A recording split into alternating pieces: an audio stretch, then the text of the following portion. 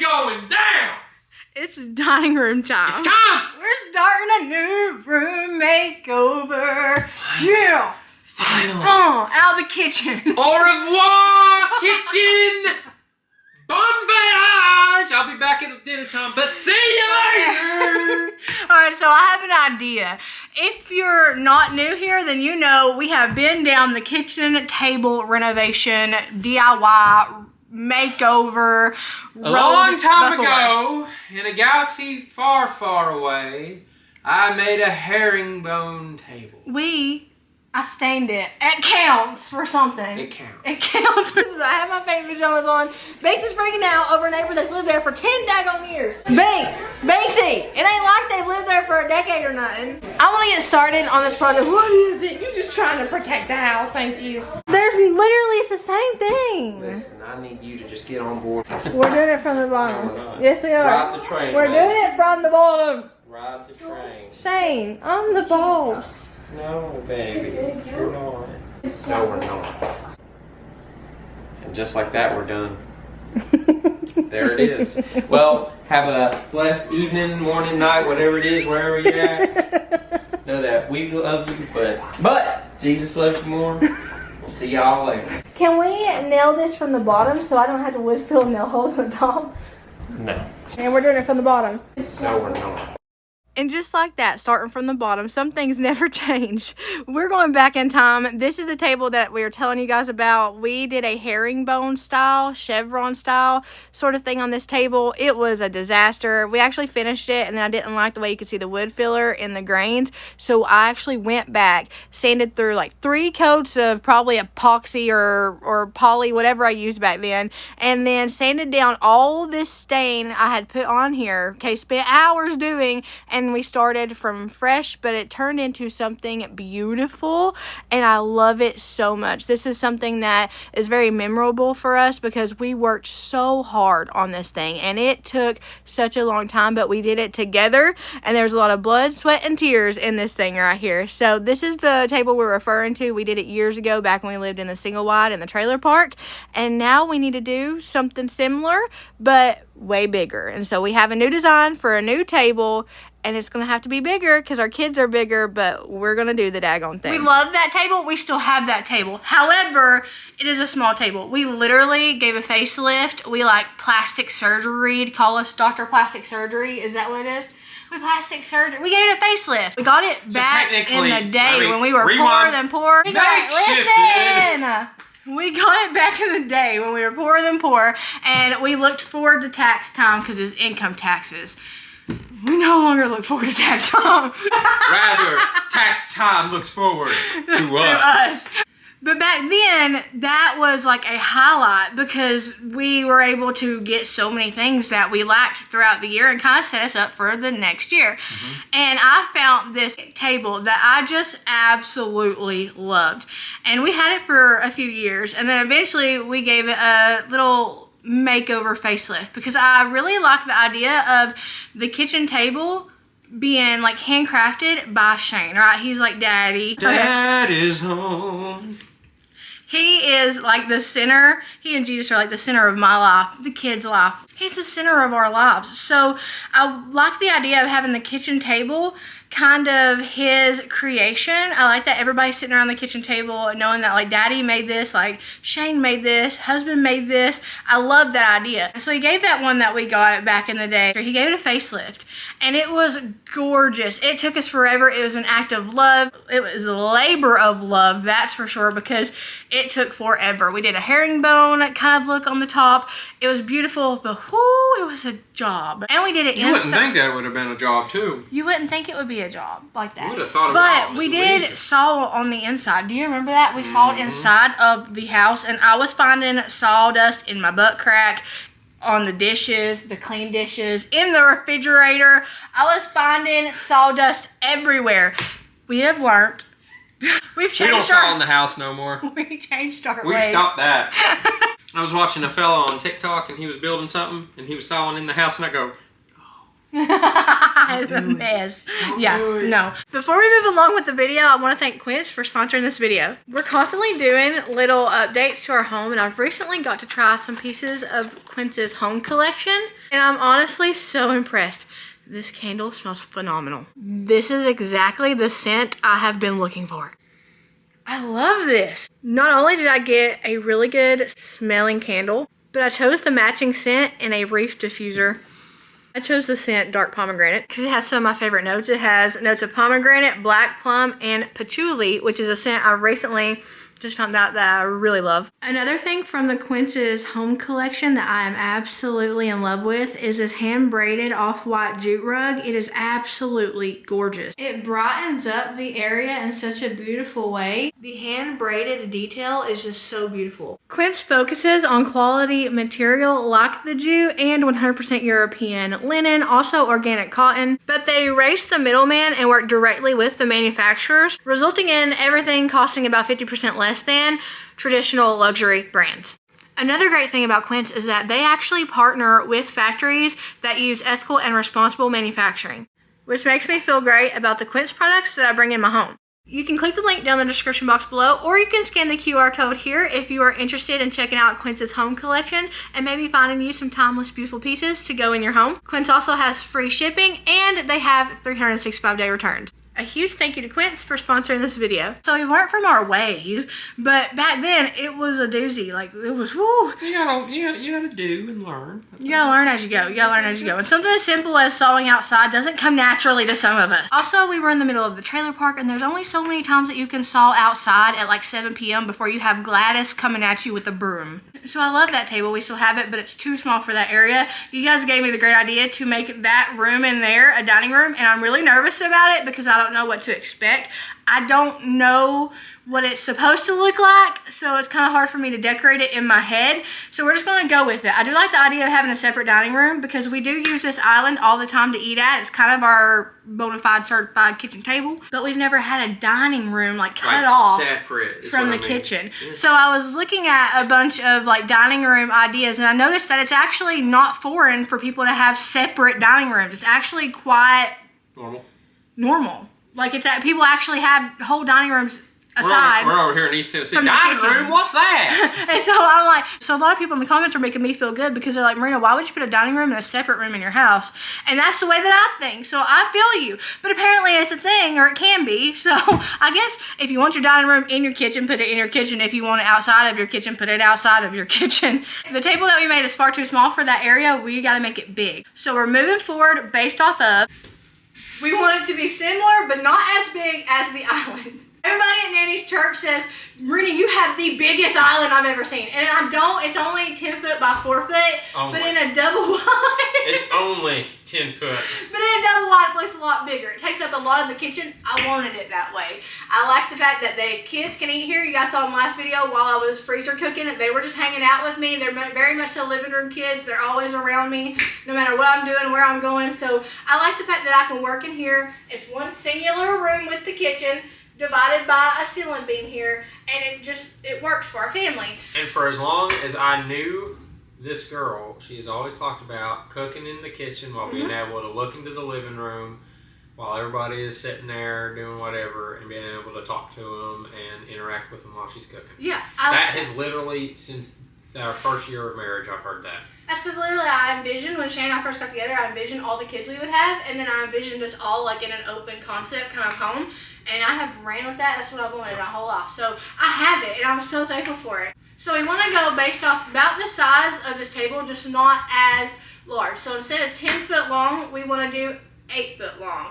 Throw up the diagram, Merina. We're going to have an 8 foot long top, and it's also, like this island, going to be 4 foot wide. It's just not going to have that 2 extra feet because that would be really long. And while I would love that, I don't want to buy extra chairs.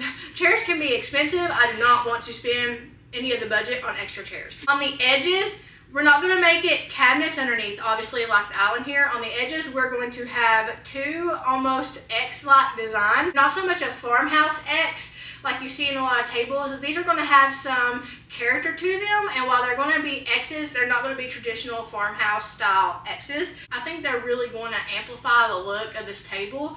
I'm really excited about it. Now, what we're on the fence about, am I going to paint the table, am I going to stain the table, or am I going to paint and stain the table? Or are you going to stain and paint the table? Or am I going to stain and paint the table? I don't know yet. I had the idea of painting the whole thing, but then I realized I don't think I've ever seen a fully painted kitchen table. Girl, not only have you seen a fully painted kitchen table, you've owned one, you've actually painted one. Bless her heart, she has a traumatized brain, actually, so we'll cut her some slack. Is it a dining? It's not a kitchen table because it's in the dining room. I've never seen a fully painted dining room table. I've seen the bottom painted and the top stained, but I haven't seen a fully painted dining room table. So we have, like at least like white. Maybe white, but I don't know. I mean, I'm not going with the color white though. I'm going with a different color. So I don't know exactly where we're going. I do know that I will be having our stained accent. Let me come over there, y'all, so I ain't yelling across the room. I do know that we're going to have our stain, the hickory stain we use throughout our entire house. We're going to have that as accents in there. It brings just a modern farmhouse to this luxury thing I got going on. So I'm not sure if I want to stain the whole table because I will have doors. I'll have sliding doors on one side. I'll have some hickory wooden accents on a wall, and then I'll have hickory wooden accents on this wall that is on the other side of these cabinets. So I'm not quite sure how much wood is too much wood, and I'm afraid of doing too much. So I'm thinking maybe doing the bottom half the color that we're going with and then staining the top. That's my two options I'm going in between because like I said, I don't know about a painted dining room table. So we're going with either all the way stained or we're going with bottom part painted, top part stained. Because I have to take into consideration the chairs that we bought the other day. Took y'all along with us, picked out some chairs, and I love those chairs. So I've got to take into consideration the bottom part of the chairs. I can make the fabric match pretty much anything, but it's the bottom legs that I've got to be concerned about. I might have to end up painting them on brand new chairs. We'll see what we get into. We'll see how things go. Not quite sure. I always start DIY off being like, this could work or this could not work. And most of the time, I'm not going to even jinx it. Were you trying to drown out that nonsense so I didn't jinx myself? Kind of, sort of. First thing, let's start with the legs. We're doing an asterisk kind of look. It looks like a star, not necessarily just a X. We need that middle support beam there just for extra support. So we're going to have a star, kind of an asterisk, and then a piece on the bottom. And these legs are going to attach to the frame of the table that Shane's making. So we're not updating a table we already own this time. We're building it from the ground up. So I just looked up how to say that asterisk word I just said properly, and it's asterisk or something like that. That's new to me. I've been going my whole life, 34 years, calling this thing asterisk. So whenever I was getting ready to put these together, I realized that the screws that I had weren't going to go in deep enough because these are 4-inch thick beams. I'm used to working with 2x4s. So I had to go and get me some big old long wood screws. And these bad boys, they're gonna get the job done. Look at that. So you'll see that this is the bottom thing, and I made sure to go on and make my bottom thing, and I'm gonna go ahead and attach it on there. That way I don't hang this upside down. Like the door. Like the door. Smart. People were still bringing it up in the live. Were they really? Yeah. Some people see never those. forget. I didn't see those comments in the live. Yeah, they did. This whole day we were racing the weather. I got this text message from my friend and I sent her back a text message saying, uh-oh.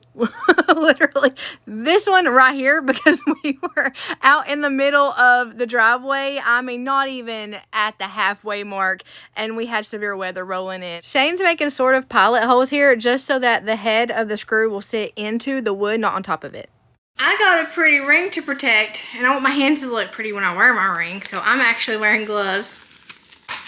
Round of applause. Shane is the only person I would wear gloves for. I'm going to stain. Y'all are actually on my stain as a tripod. Let me show you. This is what I'm using. It's hickory, just gel stain, hickory, min wax. You get it from the Lowe's, you get it from the Home Depot, I think, maybe Walmart. You get it from those places. Gel is easier to work with if you're an amateur or if you are a professional. Gel is the way to go. I feel like I am certified enough to talk about that given the amount of times I have used both kinds of stain. Gel is the easiest. It's kind of if you were to compare Jell-O and olive oil. Jell-O. It's gonna be Jell-O every time. It's gonna be the easiest to maneuver every time, because while oil is slippery, you can make more slippery mistakes with that stuff, so you want the gel. I don't do any fun mixtures. You see the change of lighting? I don't even do any fun mixtures. I just go straight up hickory, and that is the color of all the wood accents in my house. I love it. It's a beautiful color. It's not too warm, but it's not too cool. It's dark, but it's not dark enough to cover the grain. It's just a really good color. I also do the paint on, wipe off method. So I put it on with the paintbrush and then wipe it off with an old rag, a wash your tail kind of rag, whatever I got, an old sock if I have one. I've used my old drawers on here before. Who remembers that? Just use whatever will smear it is what we're going for. Whatever will smear it and wipe it off. Gloves and plastic. Who is she?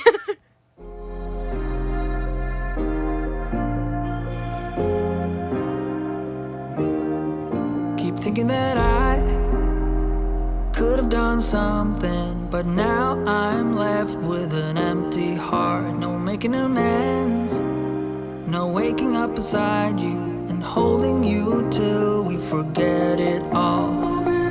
How could I know there was no second chances? Like dominoes, my life got really scattered. You couldn't keep the door shut, and now the frostbite's creeping in. 'Cause I've been stone cold since you left me here. So come home, why won't you reappear? Things that I said came out totally wrong.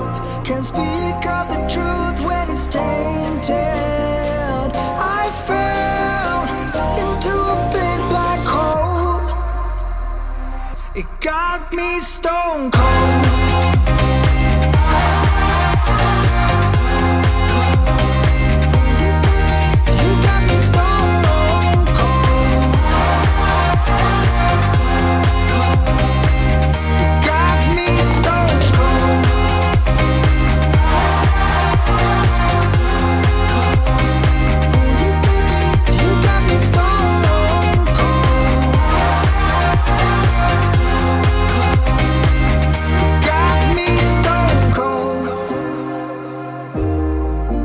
Wizard of Oz can undo what I've done. Completely out of luck this time. I'm stuck in reverse. I gotta get away now, but I can't seem to take the lead. Oh baby, how could I know there was no second chances? Like dominoes, my life got really scattered. Still, I find myself hoping that you'll find your way back to me. 'Cause I've been stone cold since you left me here. So come home,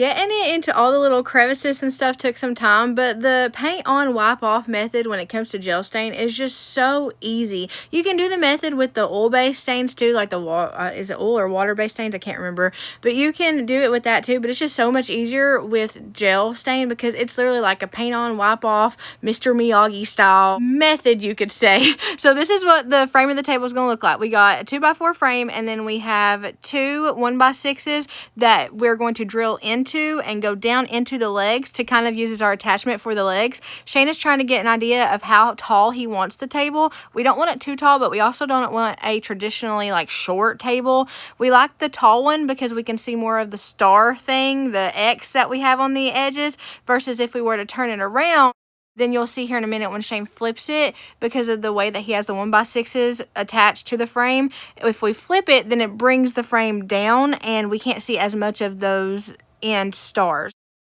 Well, we like the taller table just because it's bulkier and pretty and a really big statement piece. So we're going to flip it over to where it's tallest, because we looked it up and it said that table legs should be between 30 inches and 34 inches. And we made our table legs 30 inches to give us room for the frame itself. So this is how it kind of looks when you have the frame facing down. You can only see a little bit of the top of the star.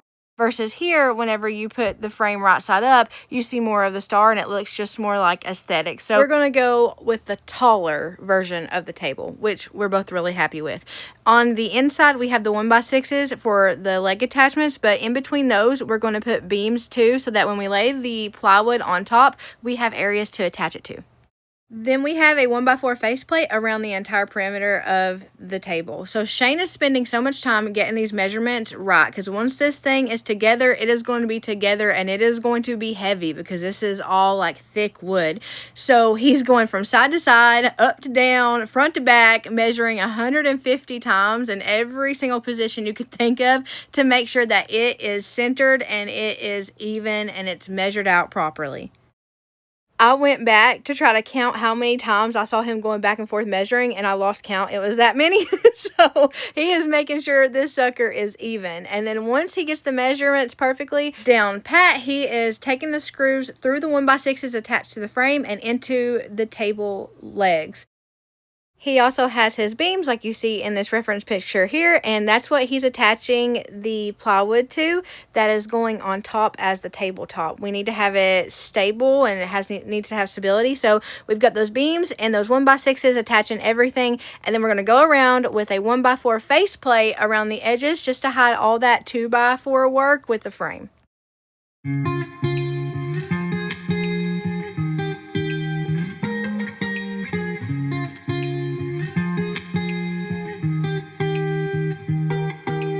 Once felt I'm done with the defense. Drove back and climbed over your fence. Had to show you that I was a mess.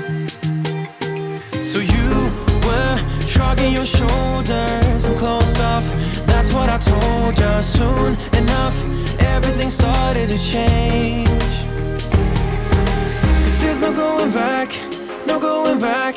There's no going back to your old life. Not living in the past, we're over that. I'm feeling it tonight, riding on the dizzying heights.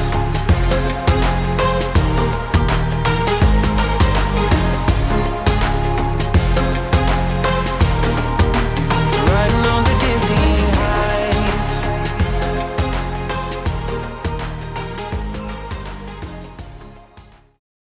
So this is where I need y'all's help, okay? I'm going to mess around and play with this little square tablecloth. I saw somebody do something like a squared off tablecloth in a diamond style on top of a rectangle table in a magazine, and I thought that was absolutely beautiful. So I want to play around with this stuff, but this is where I need y'all's help.